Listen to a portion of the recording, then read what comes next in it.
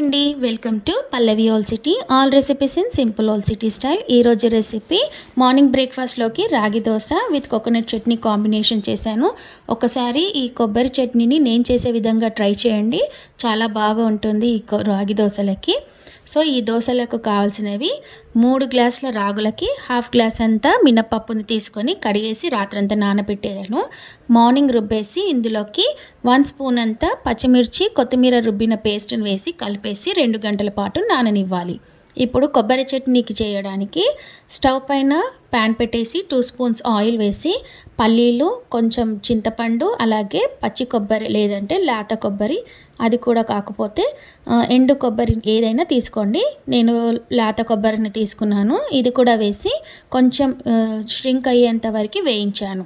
ఇప్పుడు ఇది వేగాక కొంచెం చల్లార్చి మిక్సీలో వేసి కొద్దిగా కొత్తిమీర పచ్చిమిర్చి పేస్ట్ 1 స్పూన్ అంతా వేసి నీళ్లు పోసి రుబ్బేసాను. ఇప్పుడు దీనికి పోపుకి స్టవ్ పైన ప్యాన్ పెట్టి కొంచెం ఆయిల్, జీలకర్ర ఆవాలు, ఎల్లిపాయలు, ఎండుమిర్చి వేసి కొద్దిగా వేగనివ్వాలి. ఇందులోకి కొంచెం ఇంగువ కూడా వేసేసి అదేవిధంగా పెసరపప్పు, కరివేపాకును వేసి పోపు వేగాక దీన్ని మనం చట్నీ రుబ్బుకున్నాం కదా, దాని పోపుకి వేసేసి కొద్దిగా సాల్ట్ కూడా వేసి బాగా కలిపేసుకోవాలి. అంతేనండి, సింపుల్ కొబ్బరి చట్నీ రాగి దోశలకి రెడీ అయిపోయింది. చాలా బాగుంటుంది ఈ రాగి దోశల కాంబినేషన్కి. అలాగే ఇప్పుడు దోశలు వేసుకుందాము. మనము ఇందాక రుబ్బి పెట్టుకున్నటువంటి దోశ పిండిని ఒకసారి తిప్పేసుకొని స్టవ్ పైన దోశ పెనం పెట్టేసి ఉల్లిపాయతోని సీజనింగ్ చేసుకోవాలి. మనకి ఈ కన్సిస్టెన్సీ ఉంటే సరిపోతుందండి దోశ పిండి. సో ఇప్పుడు ఒక దోశను వేసి చూపిస్తున్నాను. ఇంట్లో చిన్నపిల్లలు ఉంటే వాళ్ళకి సాఫ్ట్ దోశ వేస్తే వాళ్ళు చాలా ఈజీగా తినేగలుగుతారు. సో వాళ్ళ కోసమని ఫస్ట్ నేను సాఫ్ట్గా వేసి చూపిస్తున్నాను. చూడండి ఎంత బాగా వచ్చేసిందో.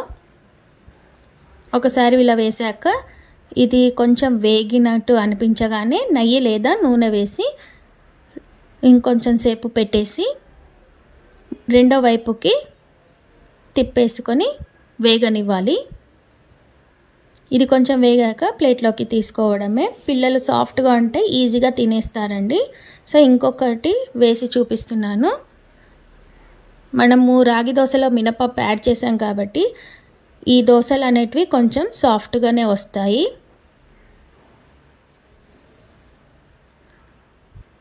ఇది కూడా కొంచెం వేగాక ఆయిల్ వేసేసి చుట్టూరా ఒకసారి వేగాక రెండో వైపుని కాల్చుకోవడమే.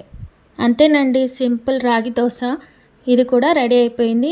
ఈ సమ్మర్లోకి ఈ బ్రేక్ఫాస్ట్ చాలా బాగుంటుంది. నచ్చితే ఒకసారి మీరు కూడా ఇంట్లో ట్రై చేసి చూడండి. నచ్చితే like, share and subscribe Pallavi old city.